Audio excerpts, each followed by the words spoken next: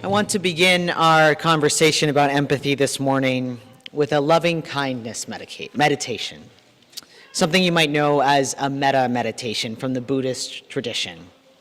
Will you join me? So take a moment to find stillness. Listen to your breath.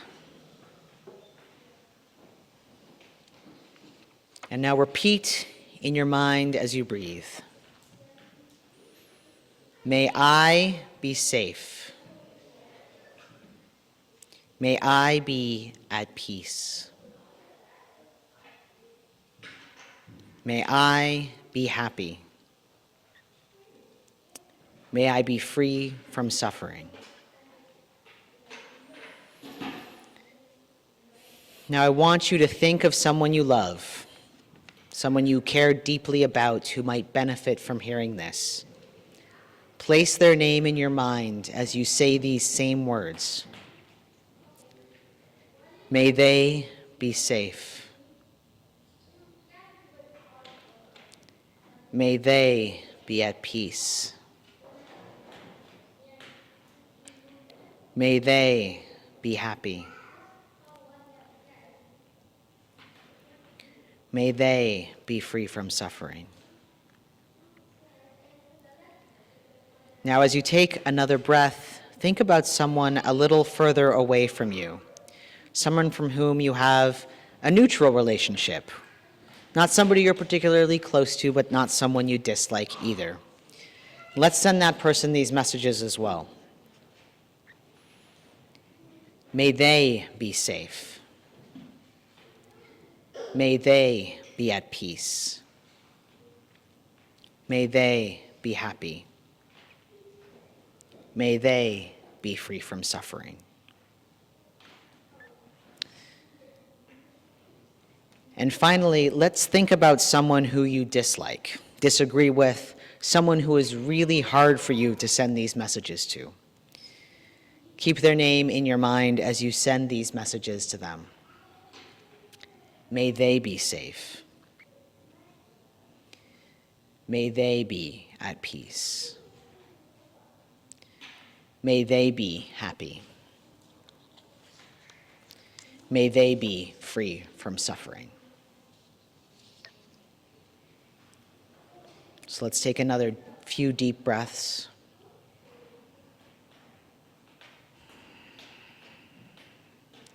And let's return to our space together.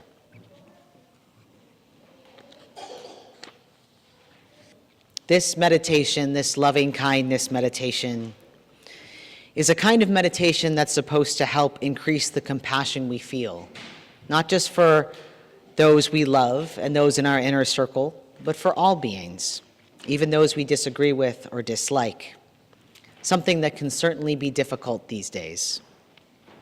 This kind of loving kindness meditation has been shown through multiple scientific studies to have a wide variety of benefits, from helping with emotional regulation to decreasing chronic pain and PTSD symptoms. And of course, it's been shown to increase our empathy and social connections.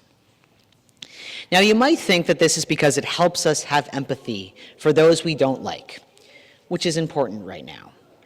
But let me tell you a story. One day, there was a meeting of a bunch of psychologists with the Dalai Lama. And during the meeting, each person who was featured, the featured psychologist, got to ask one question of the Dalai Lama, which was a really exciting moment, to be sure, for these people. Now, I've been told that most of the psychologists went on and on about how amazing they were, except for one. He had a question about this loving kindness meditation. His question said, I understand that in the East, you move through the metta meditation from what is easiest to have compassion for, yourself, through what's hardest to have compassion for, those you don't like. But in my experience, those I work with here in the West, have the hardest time with the first one, with having compassion for ourselves. In fact, for many, that's harder than having compassion, even for someone you dislike. Now, the Dalai Lama apparently spoke back and forth with his translator for a while, before finally coming back and saying, I don't understand the question. For us, all compassion ultimately comes back to us. So it's not separate. Having compassion for someone else should help us have compassion for ourselves. And helping us have compassion for ourselves should help us have compassion for others. It's not a separate idea. Interesting, right? Because there's this idea in Buddhism that there's an illusion of separateness. When in reality, there isn't a difference between me and you. But the way that we think about empathy in our culture can sometimes emphasize that difference. Now, if you are one of the people who finds it hard to have compassion for yourself, you are not alone. I hear this time and time again in the pastoral care work that I do with many of you. And in part, this is what those in the empathy is bad movement, if you can call it that, are trying to say. That's right, there's an empathy is bad movement. Joe Rigney, author of the Christian book, The Sin of Empathy, sees empathy as a meshment with another, where you feel for someone so deeply that you have no judgment of what they are doing, or you have no way of knowing where they end and you begin. Meaning that you aren't objective, you don't have enough distance. Another Christian author, Allie, Beth, Stuckey, in Toxic Empathy, says that empathy is used by progressives to manipulate people, something that forces us to look at only one side of an issue. She uses the example of abortion and the story of a child who was conceived through the love of two parents who wanted her, and who had a brain injury and wouldn't survive beyond a few months outside her mother's uterus. She describes feeling empathy for the fact that the mother couldn't get an abortion due to tightening abortion laws in her state. But then, realizing, snapping to reality that there was no empathy for the child who should have been able to live those few months. And so, she claims the progressives have manipulated her into being pro-abortion using empathy. And I don't want to spend much time talking about Elon Musk. But I was inspired for this conversation, for this sermon, by the fact that on Joe Rogan's podcast, Elon Musk stated that empathy is the greatest threat to Western civilization. Is there a war on empathy? Now, empathy is important to me. And since it is important to me, I'm going to try to understand these arguments. I want to understand why somebody might think empathy is dangerous. First, I'd like to address Joe Wrigley's argument that empathy pulls you in too much. He has qualms with, of all things, Brené Brown's idea of empathy. Dr. Brené Brown is a social psychology researcher and has studied topics such as vulnerability and empathy, and is a big believer that it fosters connection between people. So I want to show you a short video where she talks a little bit about her definition of empathy and what makes it different from sympathy.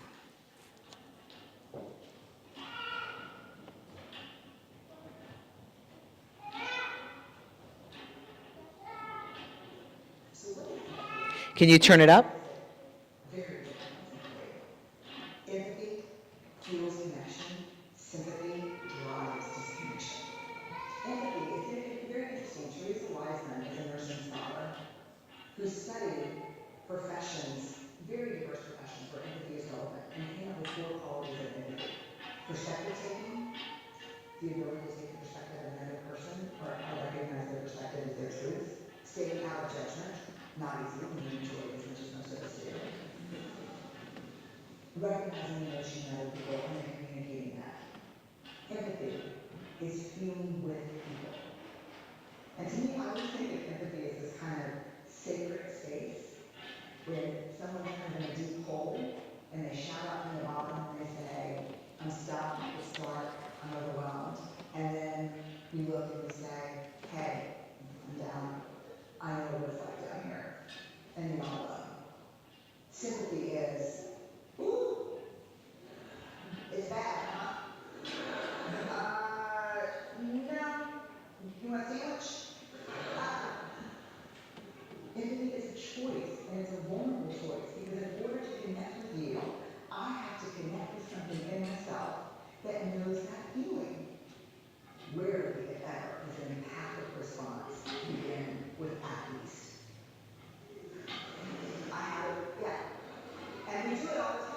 Because you know what? Someone just shared something with us that's incredibly painful, and we're trying to silver lining it.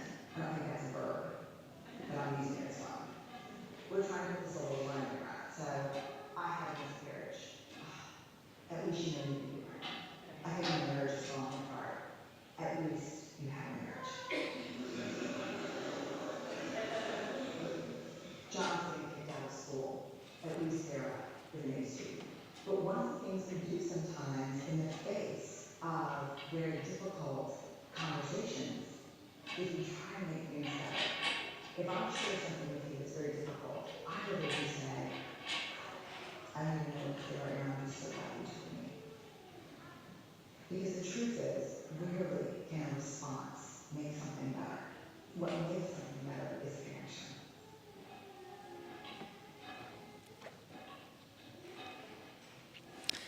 So that's the idea of empathy that Joe Rigney has a problem with. You can see and perhaps understand where he's coming from. You go into the hole and maybe it's hard for you to get out, or you can't have boundaries. But I think you can. And I think it's much more powerful to be vulnerable and to see the connections that it brings. Joe Wrigley's issue with empathy is that he believes not only does it suck you in, but it means that you don't judge, right? She says specifically, you don't bring judgment with you. And he has a problem with that. And I get it, I really do. Sometimes you do have to judge others' actions. There are actions that we know have no moral value, and we all determine that based on our own moral code. And I don't believe that empathy, letting go of judgment in the moment, means that we can't hold people accountable, but that in the moment we can set things aside and consider as closely as we can things from another's perspective and point of view. Dan Miller and Bradley Onishi, ex-evangelical ministers and hosts of the podcast Straight White American Jesus, share about how they think this issue is really about control. And there is definitely an issue of sexism here. Rigney blames feminism for many of the issues in our world right now. Here's a quote from an interview with him. Because what feminism has done is it's taken the more empathetic sex, women are the more empathetic sex by God's design, and I think it's a glorious design feature that God made women to intuit emotions, share emotions, feel emotions, respond to suffering people with care and compassion. This is a great and glorious gift that God intended to be used for his glory and the good of others. But that same gift, if you try to put it in other contexts, particularly in contexts where you have to draw clear lines and show fortitude and courage in the face of threats, it is not an asset, it is a liability. And his concern is that empathy has become an emotion that everybody can have, even men. I believe that we could all be empathetic. It's clear that Wrigley sees women as less than, and in part this is because he sees empathy as a woman's emotion. Miller and Onishi posit that Wrigley's dislike of empathy is about control. If you can't control somebody, if you have to hear somebody else's perspective and consider it, you may not be able to control someone. And perhaps it's Musk's and other Christian nationalists' problem with it too. If you declare that empathy is bad, then you don't have to try to understand anyone else's concerns or feelings, and that might threaten your position. When you're accustomed to privilege, equality can feel like oppression. But this isn't about privilege, really, it's about connecting with other humans, right? Which is what I believe we've been put on this earth to do. It turns out that empathy doesn't actually suck us in the way that Wrigley says. In fact, let's think back to that loving kindness meditation.